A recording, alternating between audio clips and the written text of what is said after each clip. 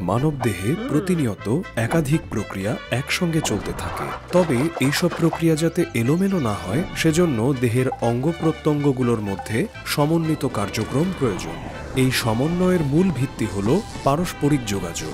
এখানেই গুরুত্বপূর্ণ ভূমিকা পালন করে স্নায়ুতন্ত্র, বা বলা ভালো একাধিক স্নায়ুতন্ত্র। শরীরের অন্যান্য জিনিসের মতো স্নায়ুগুলো কোষ দিয়ে তৈরি। নিউরন সংকেত পাঠাতে নিউরনগুলোকে অন্য নিউরনের কাছ থেকে রাসায়নিক বার্তা, অর্থাৎ যাকে নিউরোট্রান্সমিটার বলা হয়, পেতে হয়। যখন কোনো নিউরনের ভোল্টেজ একটি নির্দিষ্ট মাত্রায় পৌঁছায় তখন একটি বৈদ্যুতিক সংকেত তার অপর প্রান্তে পৌঁছে যায়। এটি সিন্যাপস নামক সংযোগ স্থলগুলোকে সক্রিয় করে। সেখান থেকে নিঃসরণ হয় নিউরোট্রান্সমিটার নামক রাসায়নিক বার্তাবাহক। এর মাধ্যমেই বার্তাটি কোষ থেকে কোষে ছড়িয়ে পড়ে। এই যোগাযোগের বেশিরভাগই আমাদের অজান্তে ঘটে। অটোনমিক অর্থাৎ স্বায়ত্তশাসিত স্নায়ুতন্ত্র নীরবে কাজ করে চলে। মস্তিষ্কের স্টেম থেকে আমাদের অঙ্গ-প্রত্যঙ্গে নির্দেশ পাঠাতে থাকে। এই ব্যবস্থার রয়েছে দুইজন বস, যাদের ব্যবস্থাপনা পদ্ধতি সম্পূর্ণ আলাদা। যখন চাপ আসে তখন দায়িত্ব নেয় সিম্প্যাথেটিক স্নায়ুতন্ত্র। এটি শরীরকে উত্তেজিত করে তোলে, হৃৎপিণ্ডকে দ্রুত স্পন্দন করতে বলে, ফুসফুসকে বেশি অক্সিজেন সরবরাহ করতে নির্দেশ দেয়, আর হজমের গতি কমিয়ে দেয়। যকৃতও এগিয়ে আসে, অতিরিক্ত শক্তি গ্লুকোজ আকারে ছেড়ে দেয়।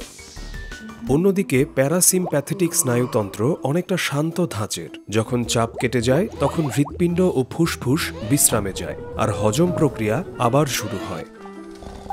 আর প্রজনন অঙ্গগুলো তখন যা খুশি করতে পারে। অবশ্য এতে আবার সিম্প্যাথেটিক স্নায়ুতন্ত্র তড়িৎ গতিতে ফিরে আসতে পারে। অন্ত্রের নিজস্ব একটি বিভাগ রয়েছে, এন্টারিক স্নায়ুতন্ত্র। এটি অন্ত্রের গতি ও এনজাইম নিঃসরণ নিয়ন্ত্রণ করে। এমনকি এটি ভ্যাগাস নার্ভের মাধ্যমে মস্তিষ্কের সঙ্গে সরাসরি সংযুক্ত। তবে সবকিছু আমরা শরীরের হাতে ছেড়ে দিতে চাই না, আমরা নিজেরাও নিয়ন্ত্রণ করতে চাই।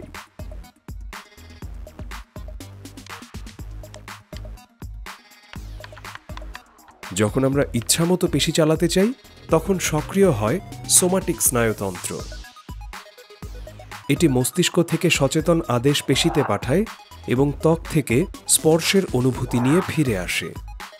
অনেক সময় স্নায়ুতন্ত্রগুলোর মধ্যে সংঘর্ষ হয়। চোখে জল আসা, কাশি বা হাঁচির মতো প্রতিক্রিয়াগুলো অটোনমিক স্নায়ুতন্ত্র দ্বারা নিয়ন্ত্রিত, এবং এগুলো দমন করা সত্যিই কঠিন। যখন আমরা বক্তৃতা দিই তখন নিজেকে শান্ত রাখার চেষ্টা করি, কিন্তু যখন সিম্প্যাথেটিক স্নায়ুতন্ত্র বিপদ সংকেত দেয় তখন আমাদের হৃৎপিণ্ড ও ফুসফুস ছুটতে শুরু করে, আর মস্তিষ্কের স্টেম তখন শুধু পালিয়ে বাঁচার চিন্তা করে।